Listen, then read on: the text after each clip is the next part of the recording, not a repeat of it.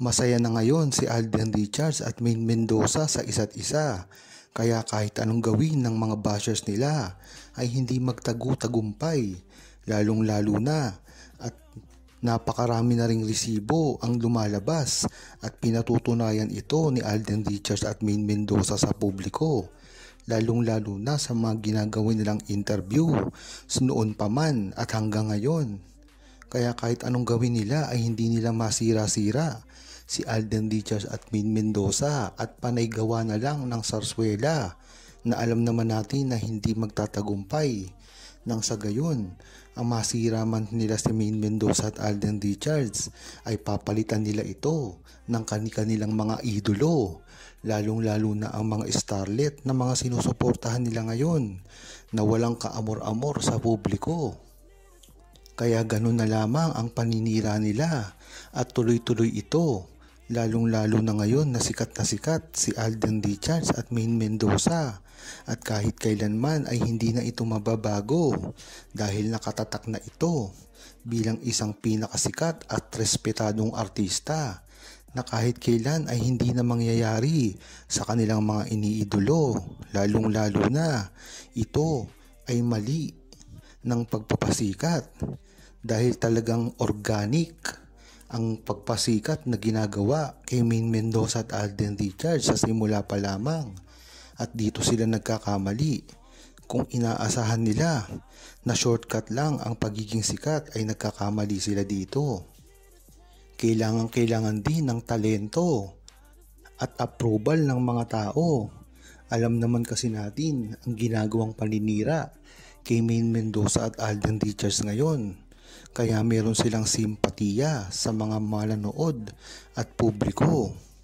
Kung tatanungin nyo nga ang isang tao na walang kaalam-alam sa showbiz, kung papipiliin mo ng love team, papipiliin mo siya ng Katniel, Aldab at iba-iba pa, ay malamang ay piliin ang Aldab. Ganyan talaga kasikat. Sa mga general public, ang relasyon ni Maine Mendoza at Alden Richards. Kaya kahit kailanman ay hindi nila ito masisira.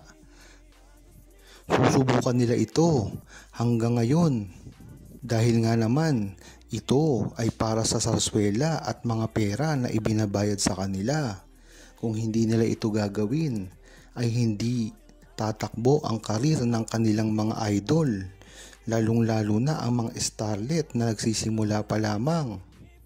Kaya wala na talagang magagawa kung hindi lumaban ng patas at pag yan ang ginawa ng mga bashers at naninira kay Maine Mendoza at Alden Richards ay wala silang mararating dahil ang kinakalaban nila ay hindi lang si Maine Mendoza at Alden Richards kundi ang fandom na Aldab Nation na talagang nagtala sa Guinness World of Book Record na isa sa pinakamalakas na fandom sa buong mundo. Ngunit pagdating sa tunay na pangyayari ay totoong nakita ito mismo sa Itbulaga at marami din naging saksi dito. Isa na nga dito, yung bawal ang judgmental doon pa dati sa GMA.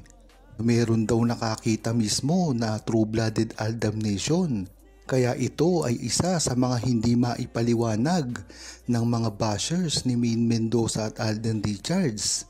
Talagang kung kukumprontahin ng buong Aldab Nation ang mga pangyayaring ito ay talagang makikita mo na nagkakabuhol-buhol na ang script ng mga naninira sa kanila dahil ang mga paninira nila ay bumabalik din sa kanila. Ngayon ngang pinatunayan na ni Maine Mendoza at Alden Richards dahil ito ay isa lamang paninira sa kanilang dalawa. Napakaganda na kasi ng tunay na relasyon ni Maine Mendoza at Alden Richards. Bakit pa ngayon lumalabas ang mga ganitong balita? Kung tutuusin ay wala namang kinalaman dito si Maine Mendoza dahil wala naman itong proyektong ginagawa. Tila nasa Itbulaga lamang siya sa buong buhay niya ngayon. At si Alden Richards lamang ang tila napakaraming proyekto ngayon na ginagawa. Ngunit ang tanong, bakit tuloy-tuloy pa rin ang paninira kay Maine Mendoza at Alden Richards, gayong hindi naman sila nagpapasikat ngayon sa publiko?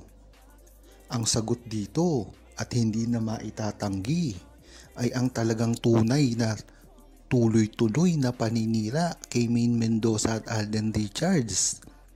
Dati pa lamang ay ginagawa na ito ng mga bashers nila. Ngayon pa kaya na nasa tuktok si Alden Richards at Maine Mendoza pagdating sa mga respeto? Wala na kasi ngayong artista ang nagtatamasa ng ganitong estado katulad kay Maine Mendoza at Alden Richards.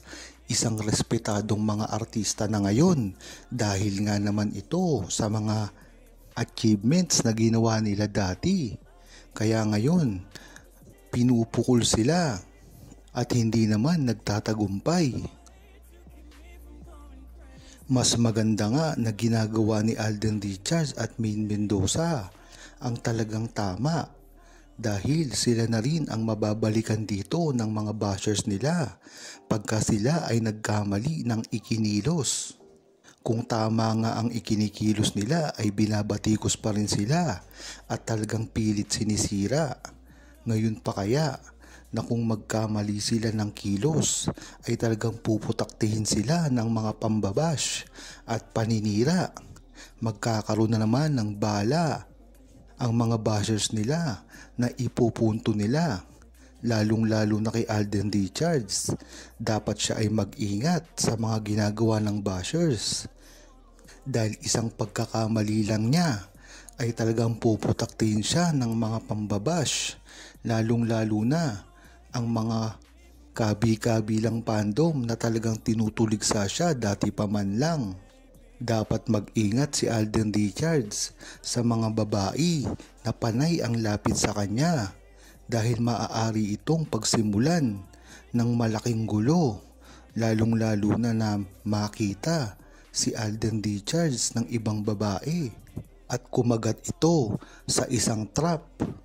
Yan naman kasi talaga ang ginagawa ng mga babae na umaaligid ngayon kay Alden Richards.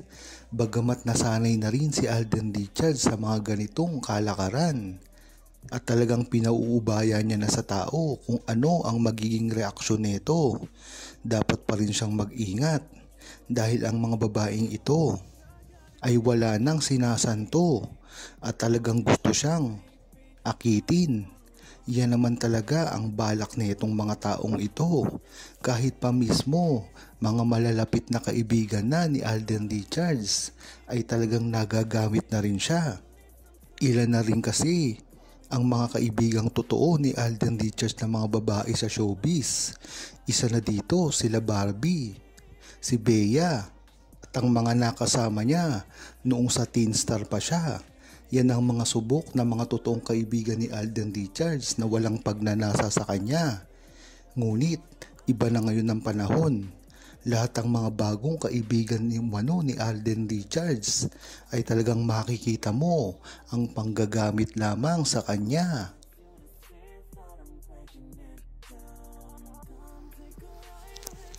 Huwag kalimutang mag-subscribe, comment at i-like ang video na ito. Thanks for watching!